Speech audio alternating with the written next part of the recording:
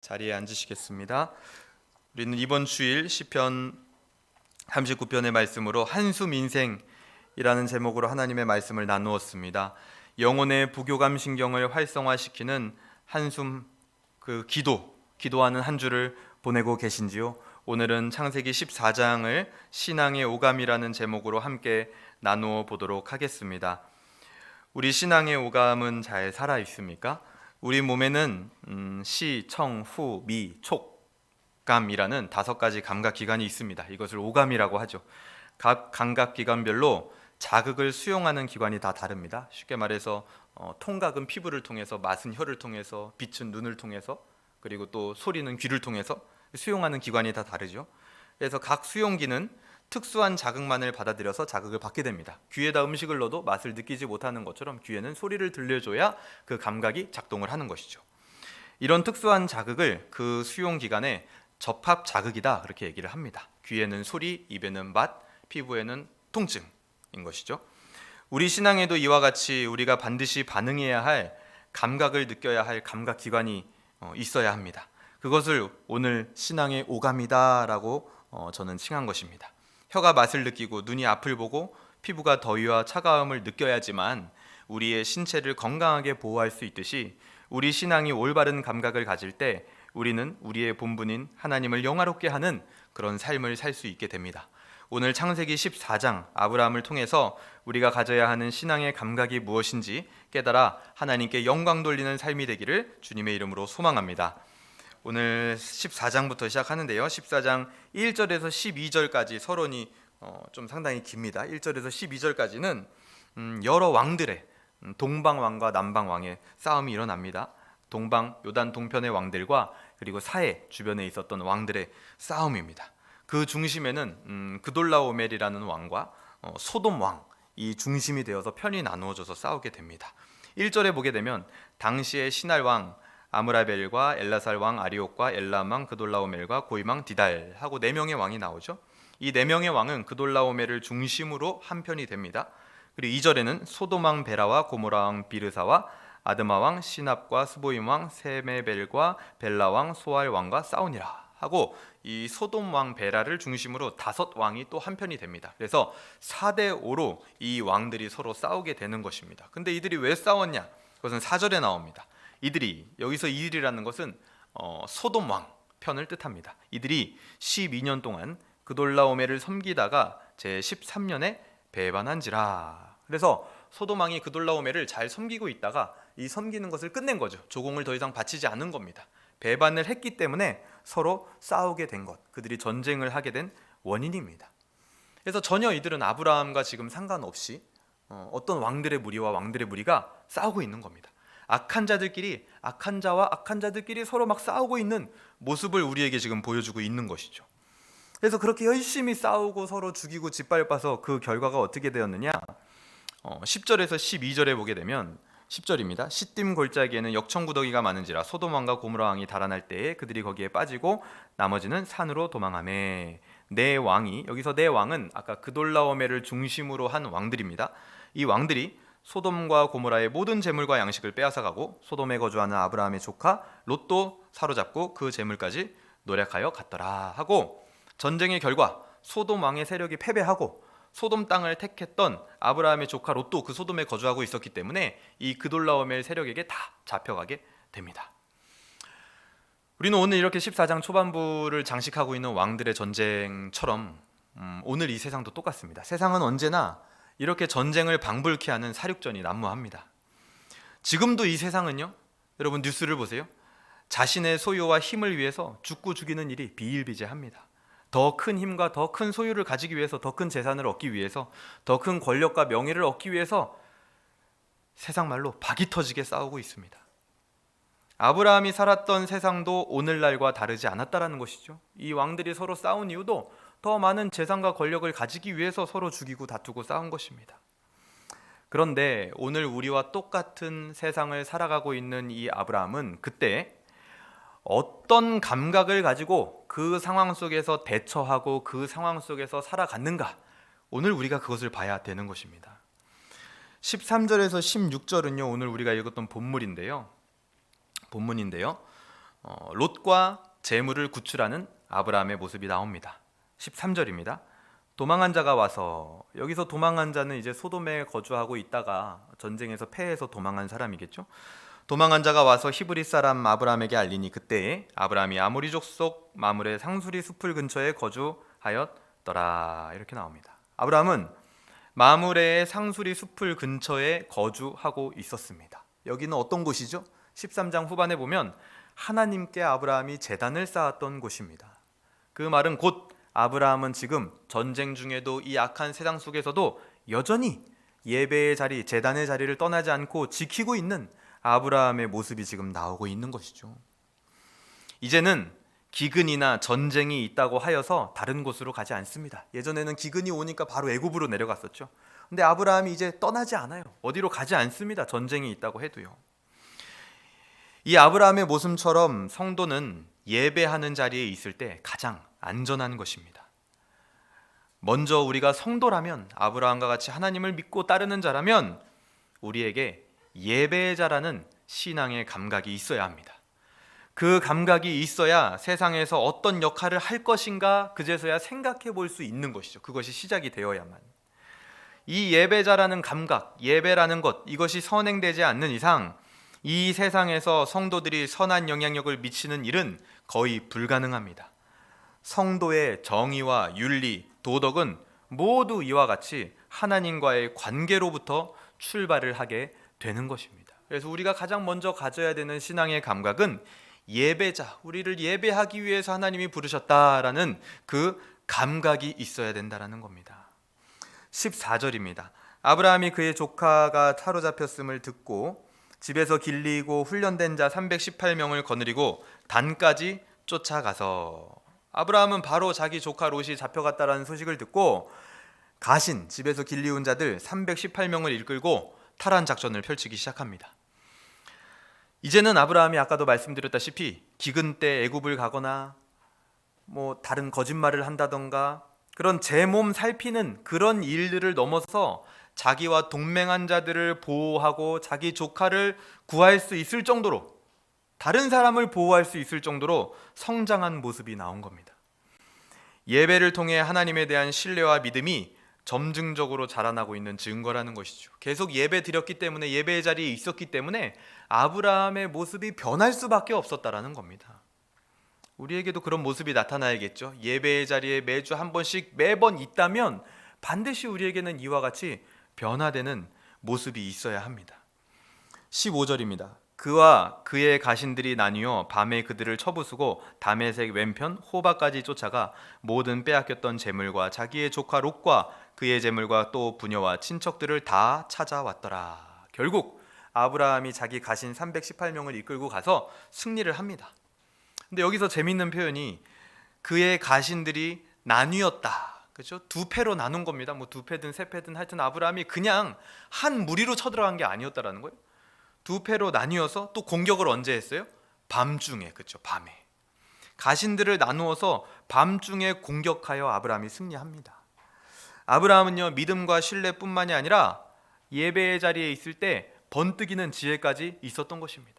그래서 지혜롭게 적군의 약점을 공략한 것이죠. 그냥 한 패로 가서 공격한 게 아니라, 그냥 무식한 한 패로 그냥 공격을 한 게 아니라 두 패로 나누어서, 여러 패로 나누어서 밤중에 그들이 가장 약한 지점, 그 약점을 공략하는 지혜가 예배하는 자에게 있었다라는 겁니다. 오늘 우리에게 반드시 필요한 지혜인 것 같습니다.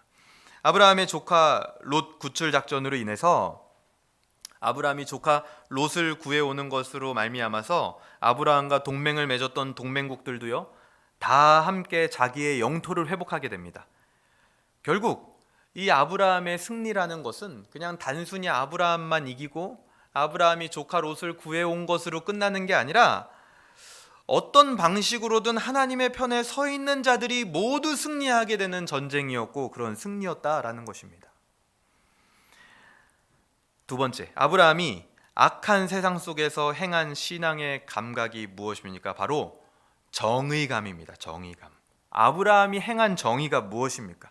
하나님의 편이 승리하는 정의입니다. 하나님의 편으로 롯을 구출해 오는 것이 아브라함이 행한 정의였다라는 겁니다. 우리는 이 지점에서 많은 것을 생각하고 깨닫게 됩니다. 하나님의 편이 승리하는 것이 정의라면, 하나님의 편과 하나님의 편이 아닌 자들이 있다면, 그러면 오늘날도 이때와 같이 하나님 반대편에 선 자들이 과연 있는가? 그러면 생각해 볼 수 있겠죠? 우리가 시편 대하설교를 계속 듣고 있습니다. 저는 그 가운데 다윗의 고백을 보면서 참 재밌었던 게, 다윗이요 굉장히 많은 악인들을 만났던 것 같아요. 그래서 실제로 하나님에게 기도할 때, 아를 때 저 악인들이라는 표현을 굉장히 많이 사용하죠, 다윗이. 그래서 제가 어느 날 생각을 해봤습니다. 그때 그 시대에 다윗이 악인이라고 칭했던 자들은 과연 어떤 사람들일까? 그 사람들은 처음부터 막 얼굴도 사탄처럼 생기고 막 사탄의 그런 어떤 모양을 하고 그렇게 그 시대에 특별하게 누가 봐도 악인인 것처럼 드러나게끔 살았던 사람들일까? 아니었을 겁니다. 그냥 다윗과 똑같이 그 시대를 살아가는 그냥 일반 국민줄, 그냥 사람들, 인간들 중에 몇몇 사람들이었을 것입니다. 그런데 왜 그들을 성경은 악인으로 기록을 하고 있을까요? 왜냐하면 하나님과 하나님의 일, 하나님의 사람에 대해서 반대편에 서 있는 사람들이었기 때문입니다. 그들을 일컬어 다윗은 악인이라고 한 것이죠. 그리고 성경은 그것을 그대로 기록하고 있는 겁니다. 오늘날도 동일합니다. 이 시대에 누가 악인일까요, 여러분? 제가 이번 주에 청년들한테 그런 질문을 던져봤습니다. 우리 매주 주일마다 찾아오는 그 손님들, 그분들이 악인이냐? 쉽게 대답을 못 하더라고요. 악인인 것 같기도 하고 아닌 것 같기도 하고, 그 사람들을 악인이라고 하면 조금 이상한 것 같기도 하고, 그 중에 내 친구도 있을 텐데. 여러분들은 어떠세요? 저기 지금 저 여의도에서 싸우고 있는 사람들, 그들이 악인입니까? 선뜻 대답하기가 어렵죠. 하지만 우리는 오늘 다윗의 때와 같이 오늘날도 악인이 분명히 있다라는 사실을 인지하고, 너무 안타깝지만 하나님의 편에 서지 않고 반대편에 서 있는 자들이 있다라는 걸 분명하게 인식하고 있어야 됩니다. 그들을 성경은 다윗의 때와 같이 만약에 오늘날 새로 기록을 한다면 악인들이라고 기록될 사람들인 것입니다. 어쩔 수 없이 우리가 부정할 수는 없어요. 왜냐하면 하나님 편이 아니라 그 반대편에 서 있는 사람들이거든요.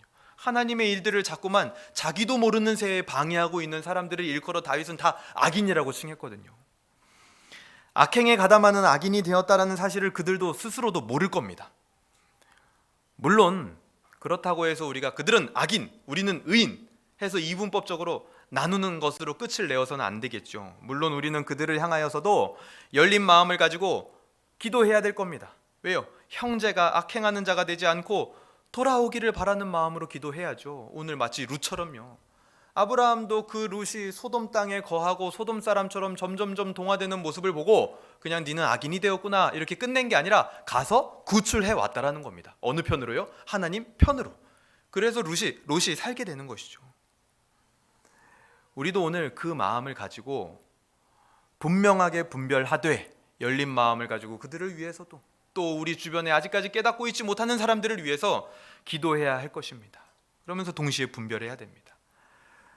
이것이 올바른 정의감이며 아브라함이 악한 세상에서 보여준 탁월한 정의의 감각입니다. 하나님 편에 서고 하나님 편에 서는 자들이 이기는 것이죠. 근데 하지만 분명히 악인이 있다는 사실을 인식하고, 하지만 그것으로 끝나지 않고 그들을 위해서도 기도하는 것입니다.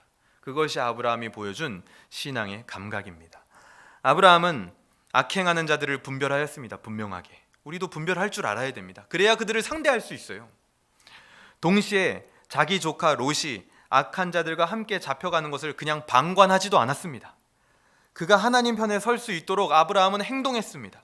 우리도 이처럼 올바른 정의의 감각을 가지고 우리 이웃들을 분별하면서 동시에 방관해서는 안 된다라는 것입니다. 이것이 두 번째 감각입니다. 그리고 오늘 본문 17절에서 24절에 보게 되면 마지막 단락인데요, 아브라함이 멜기세덱과 만나는 장면이 나옵니다. 17절입니다. 아브라함이 그돌라오멜과 그와 함께한 왕들을 쳐부수고 돌아올 때에 소돔 왕이 사회의 골짜기 곧 왕의 골짜기로 나와 그를 영접하였고, 살렘 왕 멜기세덱이 떡과 포도주를 가지고 나왔으니 그는 지극히 높으신 하나님의 제사장이었더라. 아브라함이 승리하고 돌아오는데요, 두 사람이 등장을 합니다. 소돔 왕과 멜기세덱, 두 사람이 등장을 하죠. 소돔 왕은 아브라함을 통해 잃어버린 것들을 되찾았던 사람입니다. 그리고 멜기세덱은 어떤 사람이냐? 말키와 짜데크가 합쳐진 말인데요. 멜기세덱이라는 말이요. 그 뜻이 의의 왕, 내 왕은 의로우시다, 이런 뜻입니다. 마치 우리가 열왕기서에 보게 되면은 아도니세덱이라는 사람이 있죠. 아도니세덱은요, 내 주는 의로우시다. 세덱 이게 의롭다, 정의라는 것을 뜻하거든요. 그래서 멜기세덱이라는 말은 의의 왕, 내 왕은 의로우시다라고 표현할 수도 있겠지만, 오늘 좀 맥락에 맞춰서 다르게 표현을 해보면 정의의 왕이다, 아브라함이 행한 그 정의의 왕이다, 이렇게 표현할 수 있는 겁니다. 그 정의의 왕을 대변하는 제사장으로서 멜기세덱이 등장을 한 것입니다. 정의를 행하는 아브라함에게 정의의 왕께서 나타나셔서 복을 주시는 겁니다. 이때 소돔 왕이 17절에 골짜기로 나와라고 할 때 이 히브리어가요, 야차입니다. 야짜. 근데 이 야짜가요, 여기서는 칼형, 여러 가지 형태로 쓰이는데 그 중에 칼형으로 쓰이고, 18절에 멜기세덱이 떡과 포도주를 가지고 나왔다라고 할 때 그 나왔다도 야차인데요, 여기서는 히필형으로 쓰입니다. 그러니까 이게 뭘 말하는 거냐면요, 같은 단어인데 소돔 왕이 나온 것과 멜기세덱이 나온 것은 분명히 다르다라는 것을 얘기하고 있는 거예요. 지금 실제로도 다릅니다. 어떻게 달라요? 소돔 왕은 그냥 나왔어요. 그렇죠? 아브라함에게 그냥 나와서 영접했어요. 근데 하지만 멜기세덱은 뭘 가지고 나왔죠? 떡과 포도주를 가지고 나왔습니다. 19절 보겠습니다. 그가 아브라함에게 축복하여 이르되 천지의 주제이시오 지극히 높은 하나님이여 아브라함에게 복을 주옵소서. 그리고 나서 멜기세덱은 아브라함을 위해 하나님께 복을 빕니다. 이렇듯 하나님을 대변하는 멜기세덱과 세상 왕을 대변하는 소돔 왕은 정확하게 대조됩니다. 오늘 우리가 계속 읽고 있는 24장에는요, 소돔 왕을 비롯해서 소돔 왕만 나온 게 아니라 수많은 왕들이 나옵니다. 근데 그 왕들은 전부 무언가를 주는 왕이 아니에요. 전부 자기를 위해서 빼앗아가는 왕들입니다. 자기 걸 위해서 싸우는 사람들이에요. 자기가 더 많은 것을 가지려고 하는 사람들이에요. 그런데 오늘 14장에 직접적으로 나타나진 않지만 무언가 우리에게 주는 분이 있습니다. 아브라함에게 주는 분이 있어요. 그분은 바로 정의의 왕 하나님뿐입니다. 하나님만이 우리에게 무언가 주는 왕이에요. 나머지 모든 왕들은 우리에게서 자꾸 빼앗아가는 왕들입니다. 소돔 왕은요, 21절에 보세요. 소돔 왕이 아브라함에게 이르되 사람은 내게 보내고 물품은 네가 가지라. 아니, 아브라함 때문에 지금 모든 걸 회복하게 됐는데 지금 자기가 뭘 갖고 네가 가져라, 이런 얘기를 지금 하고 있는 거예요. 소돔 왕도요, 이 상황에서 무언가 달라고 요구하고 있는 이 세상 왕의 성질을 보여주는 겁니다. 하지만 하나님을 대변하는 멜기세덱은요, 떡과 포도주를 가지고 나왔고 복을 주옵소서 라면서 자꾸만 뭐를 주는 왕을 대변하는 겁니다. 그 세상 왕과 정의의 왕 하나님 사이에 아브라함의 위치는 무엇입니까? 아브라함은요, 오늘 본문에서 왕으로 나타나진 않습니다. 다른 왕들처럼요. 하지만 아브라함의 신분이 뭐예요?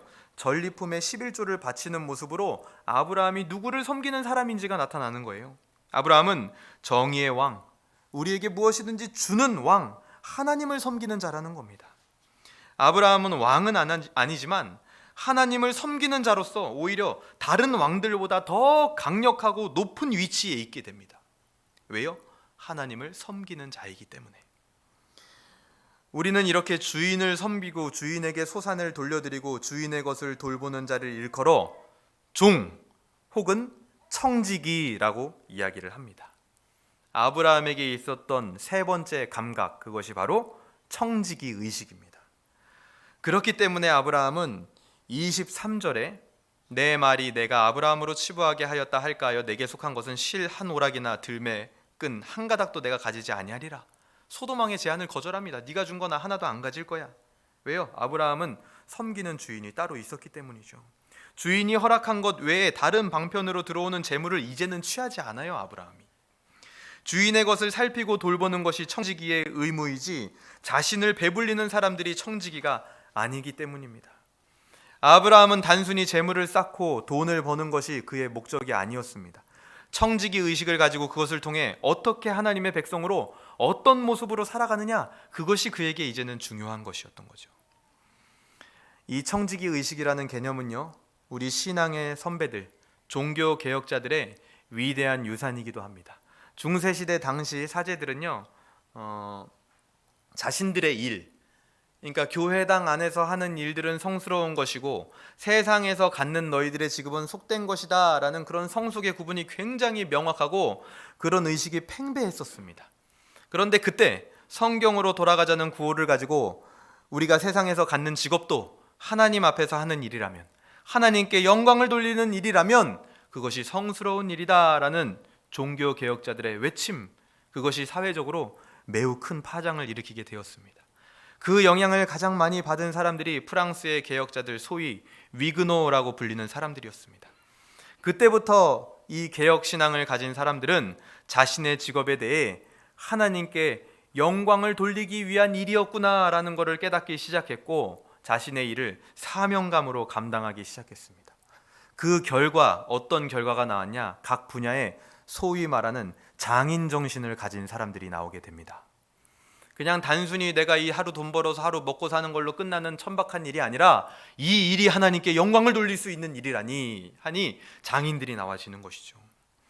그 장인들을 통해서 사회는 발전해 나갔던 것입니다.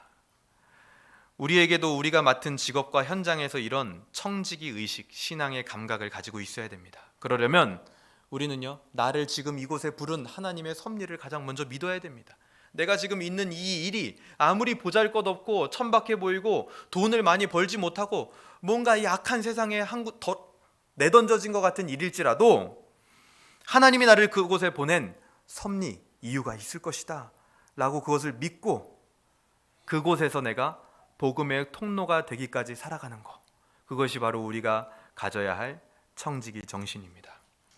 오늘 우리도 아브라함과 같이 올바른 정의감과 청지기 의식을 가지고 이 세상에서 살아갈 때 세상의 왕들과 같은 자들보다 더욱 복받는 자리에 결국 우리가 있게 되는 것입니다.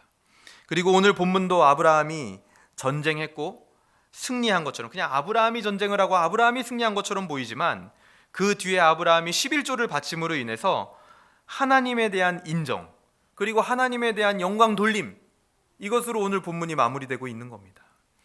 우리에게도 그와 같이 하나님께 영광을 돌리는 감각이 함께하기를 주님의 이름으로 소망합니다. 관련 구절 보겠습니다. 로마서 5장 8절입니다. 우리가 아직 죄인 되었을 때에 그리스도께서 우리를 위하여 죽으심으로 하나님께서 우리에 대한 자기의 사랑을 확증하셨느니라. 우리 주 예수 그리스도께서는 우리가 여전히 죄인이 되어 하나님의 반대편에 서 있을 때 영적인 형제자매들인 우리를 위해 죽어주셨습니다. 진정한 정의를 완성하신 분입니다. 이렇게 하나님 편에 서는 정의감, 하나님 편에 서게 하는 정의감, 그것을 우리가 가져야 된다는 것이죠. 히브리서 7장 9절에서 10절은 이렇게 말합니다. 또한 10분의 1을 받는 레위도 아브라함으로 말미암아 10분의 1을 바쳤다고 할 수 있나니 이는 멜기세덱이 아브라함을 만날 때 레위는 이미 자기 조상의 허리에 있었음이라. 아브라함이 멜기세덱이 11조를 바쳤을 그때의 아브라함의 허리에 레위, 11조를 받는 레위도 같이 들어있었다는 것이죠. 우리 믿음의 조상들은 모두 아브라함부터 시작하여 10분의 1을 받았던 레위까지 하나님을 대변하여 나타났던 멜기세덱 앞에 무릎 꿇은 자들이었습니다. 하나님 앞에 무릎 꿇은 것이죠. 하지만 이제는 그 멜기세덱의 반차를 따라오신 진정한 제사장, 우리가 섬길 바로 그분 예수 그리스도께서 이 땅에 오셨다라는 겁니다. 이제 우리 모두는 그분을 모시고 그분 앞에 살아가는 청지기로 살아가야 한다라는 겁니다. 우리 신앙의 선배들처럼요. 웨스트민스터 신앙고백서 13장 1항 성화, 중생한 새 본성을 진복케 하는 성화에는 이렇게 말합니다. 효과적으로 부르심을 받고 중생하여 그들 안에 새 마음과 새 영을 창조함을 받은 자들은 그리스도의 죽으심과 부활의 공로를 통하여 그의 말씀과 그들 안에 내주하시는 성령으로 말미암아 실제로 그리고 직접 성화되며 온 몸을 주관하는 죄의 권세가 파괴되고 그리고 그 죄의 몸에서 나오는 몇 가지 정욕들이 점차 약해져 줄어들고 그들은 점차 모든 구원하는 은혜 안에서 활기를 되찾아 강건하게 되어 참된 거룩의 생활을 하게 된다. 이러한 거룩한 생활 없이는 아무도 주님을 보지 못할 것이다. 우리의 정의감과 청지기적 생활은 우리로 하여금 가장 먼저 주님을 보게 하고 또한 우리 곁에 있는 자들이 주님을 발견할 수 있도록 해주는 통로가 된다라는 겁니다. 오늘 본문에서 나타나는 하나님의 마음이 무엇입니까? 형제를 하나님 편으로 이끄는 올바른 정의감과 하나님을 주인으로 섬기는 청지기 의식을 가진 자에게 복을 주시고 그를 통해 영광 받으시기를 기뻐하는 하나님의 마음이 있는 것입니다. 창세기 1장 창조부터 시작해서 타락, 심판, 분산까지 하나님께서 정말 기뻐 받으실 만한 일이 드디어 등장한 겁니다. 오늘 어떻게 적용할 수 있겠습니까? 공동체적으로 우리는 이런 아브라함의 마음과 같은 정의감을 가지고 우리는 가장 먼저 기도해야 됩니다. 내 주변에 타락한 채로 악행에 동참하고 있는 형제 자매들이 누가 있는지 생각하고 우리는 순결하고 지혜롭게 분별하면서 그들을 상대하며 동시에 기도해야 된다는 것이죠. 우리 개인적으로는 어떻게 적용할 수 있겠습니까? 내 직업과 삶과 인생에 하나님께서 맡겨주신 것은 무엇입니까?